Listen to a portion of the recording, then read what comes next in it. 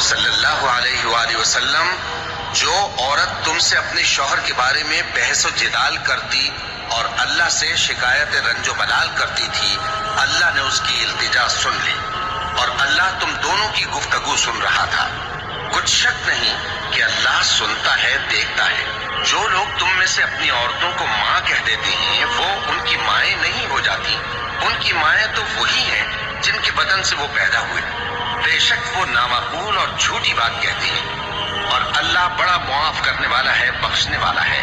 اور جو لوگ اپنی بیویوں کو ماں کہہ بیٹھیں پھر اپنے قول سے رجوع کر لیں تو ان کو قربت سے پہلے ایک غلام آزاد کرنا ضرور ہے۔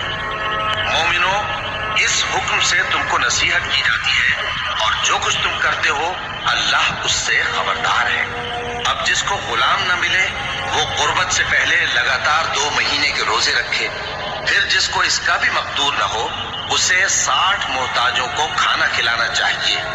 یہ حکم اس لیے ہے کہ تم اللہ اور اس کے رسول کے فرما بردار ہو جاؤ، اور یہ اللہ کی حدیں ہیں، اور نہ ماننے والوں کے لیے درد دینے والا عذاب ہے۔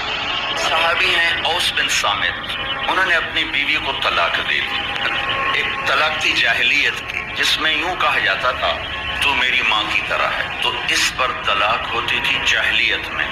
ایسی طلاق کہ کبھی دوبارہ نکاح نہیں ہو سکتی، کہیں اور نکاح ہو کے طلاق ہو کے بھی نہیں ہو سکتا، یہ ایسی طلاق تھی۔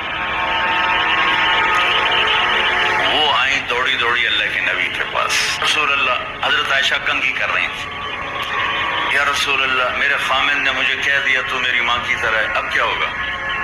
تو چونکہ شرعی حکم موجود نہیں تھا، آپ نے رواج پر فرمایا خولا، طلاق ہو گئی۔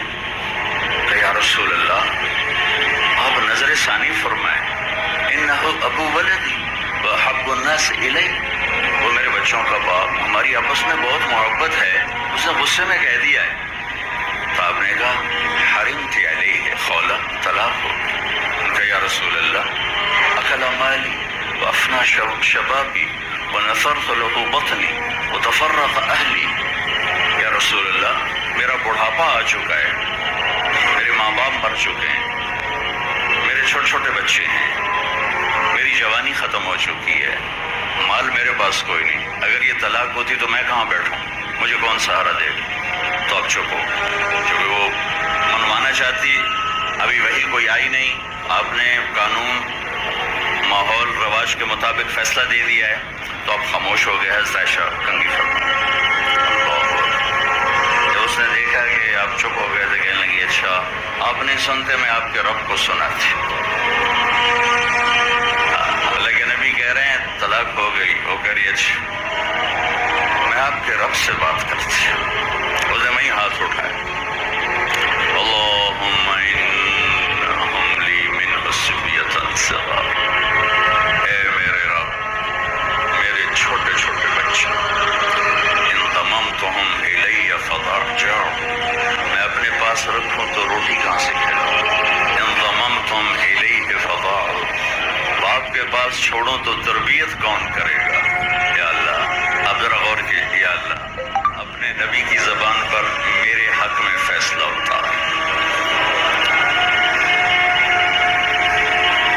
یہ نہیں کہا کہ اللہ تو اپنے علم کے مطابق فیصلہ اتار، تو اپنی شریعت کے مطابق فیصلہ اتار، میرے رب میرے حق میں فیصلہ اتارنا، میں بچوں کو کہاں لے جاؤں گی، میں بڑھاپا کہاں گزاروں گی؟ تو ایک دم اللہ کے نبی پر وحی، تو جب وحی آتی تھی اب پسینہ پسینہ اور آنکھیں بند ہو جاتی تھی۔ تو حضرت عائشہ نے کہا خولا خولا، چکا چکا، وہی آ گئی وہی آ گئی۔ خولا نے جب دیکھا تو اور زور سے رونا شروع کر دیا، کس بات پر کہ پتہ نہیں میرے حق میں ہے یا میرے خلاف ہے۔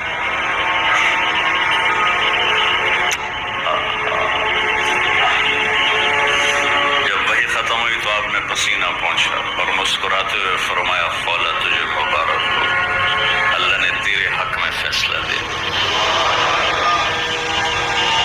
اور یہ فیصلہ قرآن میں لکھا گیا ہے،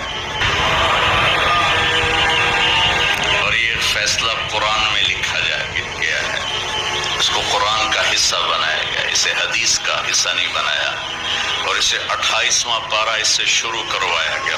28واں پارہ سورہ مجادلہ، نام ہی مجادلہ رکھا، مجادلہ، جھگڑا کرنے والی عورت، جھگڑا کرنے والی، اللہ کے نبی سے جھگڑا، نام ہی مجادلہ ہے۔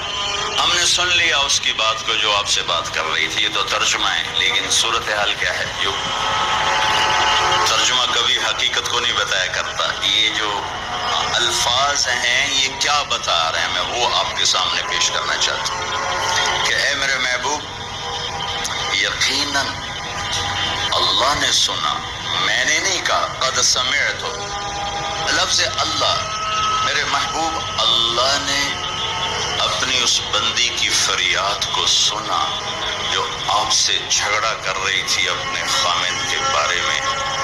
آپ انکار کر رہے تھے، وہ اقرار کروا رہی تھی، اور اس عدالت میں میں بھی موجود تھا، اور میں نے یہ فیصلہ اپنی بندی کے حق میں کر دیا، اور اس طلاق کو ختم کر دیا، اور اس کا جرمانہ رکھ دیا کہ غلام آزاد کرے اور